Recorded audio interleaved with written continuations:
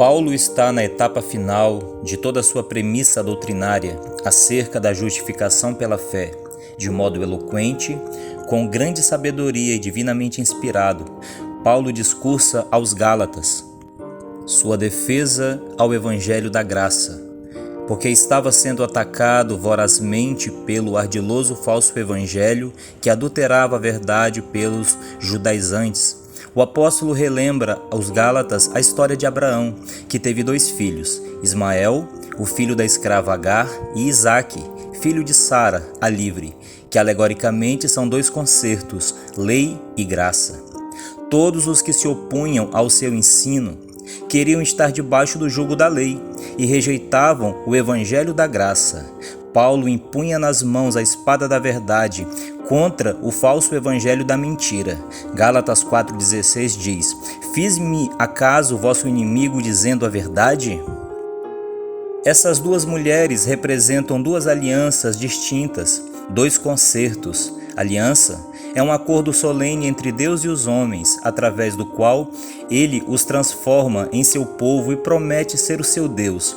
Não obstante, Agar, símbolo da antiga aliança baseada na lei de Moisés, recebida no Monte Sinai.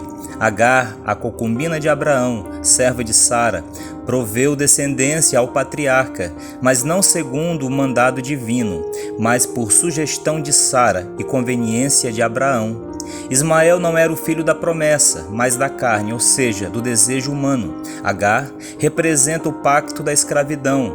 Os que vivem sobre o jugo da lei são seus filhos, isto é, a Jerusalém atual e terrena, o Israel incrédulo e carnal, e escravo da religião legalista, composta dos judeus, fariseus, mestres da lei e religiosos, que rejeitam até os dias de hoje Cristo e o Evangelho da Graça.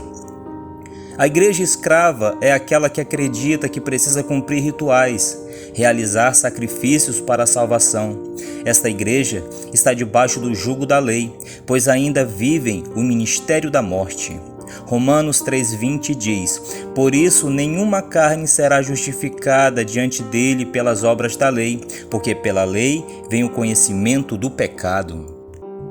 Em contraste com a Jerusalém atual, Sara representa a nova aliança baseada no Evangelho. Sara é a mãe dos crentes verdadeiros, daqueles que nasceram do alto, que são livres e que foram, são e serão salvos pela graça de Deus, dos quais são cidadãos dos céus, que está se preparando para morar no céu. Se Agar gera para a escravidão, Sara gera para a liberdade e vida. Paulo afirma aos crentes da Galácia que, embora seduzidos pelos falsos mestres e estarem entrelaçados na teia do falso evangelho, agarrados aos tentáculos do falso ensino, todavia eles eram filhos da promessa, com Isaque, e não escravos com Ismael.